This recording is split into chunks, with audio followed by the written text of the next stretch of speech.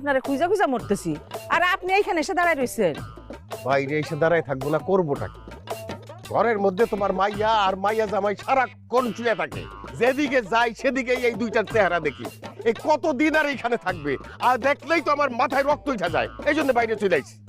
আল্লাহ গো আল্লাহ, এইটা আপনি কি কন? জামাই মাইয়া আপনার বাড়ির মেহমান, আর তাগো দেখলে আপনার মাথায় রক্ত উঠে যাইব কেন? দূর, মেহমান কিসের মেহমান? এতদিন ধরে পড়ে থাকলে আর মেহমান মেহমান থাকে না, তখন অন্য কিছু হয়ে যায়। এগুলো দেখলেই তো আমার মাথায় রক্ত উঠা যায়। এই তোমার মায়ে জামাই আর মায়ের বলো তো আমার বাড়ি থেকে চলে যেতে। এটা কি বলেন?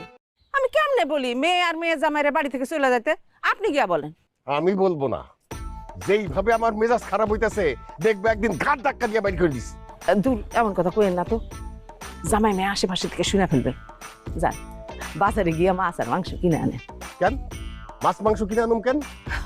ঘরে তো কিছুই নাই, জামাইরে কি দিয়া খাওয়ামু? এ, জামাই তারে আবার মাছ মাংস খাওয়াইবো? ওই বাদাম পেরে মাছ মাংস খাওয়াইয়া আবার কি টাকার গাছ হইছে যে ধারা দিব আর টাকা বাই বাই পড়বে? এই ঘরে যা আছে তাই রান্না করে খাওয়াবা। ঘরে তো তেমন কিছু নাই, আলু আর ডাল আছে। ঠিক আছে, ডাইল আর আলু ভর্তা করে খাওয়াইবা। শুনো, ওই ডাইলের মধ্যে বেশি করে লবণ দিয়ে দিবা, যাতে বেশি লবণওয়ালা ডাইল খাইয়া চলে যায়। ওকে দেখলেই তো বিরক্ত লাগে। চইলা গেল জামাই ডারো না, কি আক্কেল যাইছে, যাওয়ার তো নাম গন্ধই নাই। শ্বশুর বাড়িতে কেউ এতদিন থাকে? ঠিকই কইছি, আমি এখন থেকে ডাইল আর আলু ভর্তা রান্না।